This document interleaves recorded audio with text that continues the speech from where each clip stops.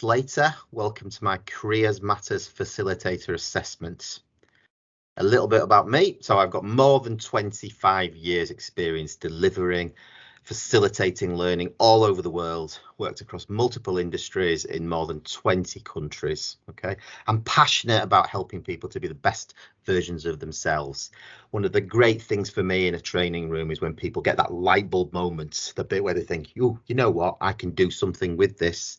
This can make me more effective. It can make me happier. It can make me a better person, whatever, when the light bulb comes on.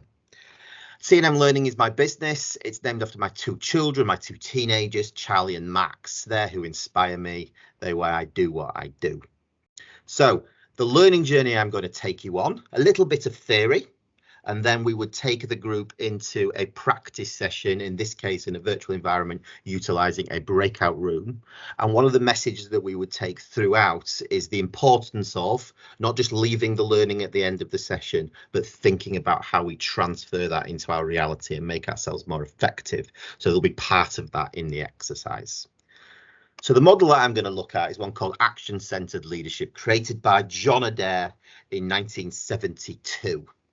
It was based around 3 circles, and it's relatively simple, which is why it stood the test of time. And he talks about management and leadership being around understanding where the focus needs to be, to shift focus when conditions request it, but also to recognize risk and opportunity when we shift our focus away from one of the other 2 circles. So for example, if everything is going swimmingly, we're right in the middle, we're steady, with the captain of our ship, but that's not the world. All right, we might have a new starter, so it's right and proper that our attention is focused on the individual.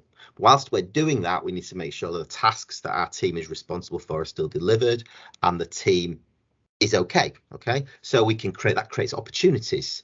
We can empower other members of the team to take up a leadership role. We can ask them to kind of take responsibility for the delivery of the task, whatever. Okay, so we can minimize the risk when we shift focus, but we also can create opportunities. So I want the group now to think about how they might do that, how they might use the action-centered leadership model. So I would point them in the direction of a breakout room, give them a little bit of news about how long it's going to take, and point out that I will be dropping in and out of each of the breakout rooms to help them, and then that they will provide a summary once we come out of the room. So the breakout room exercise I would use is a generic scenario.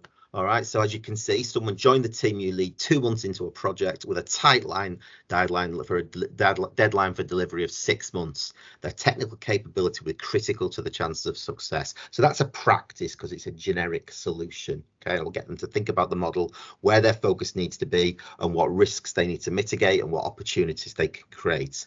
And then the next bit is the bit that positions us for the transfer, for them to think about a real life leadership scenario that they are faced with. And of course, I would help them with that and think about exactly how they're going to practice that, how they are going to use the model when they go back into their workplace to help them transfer the learning and become more effective.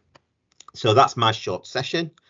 Thank you very much for listening.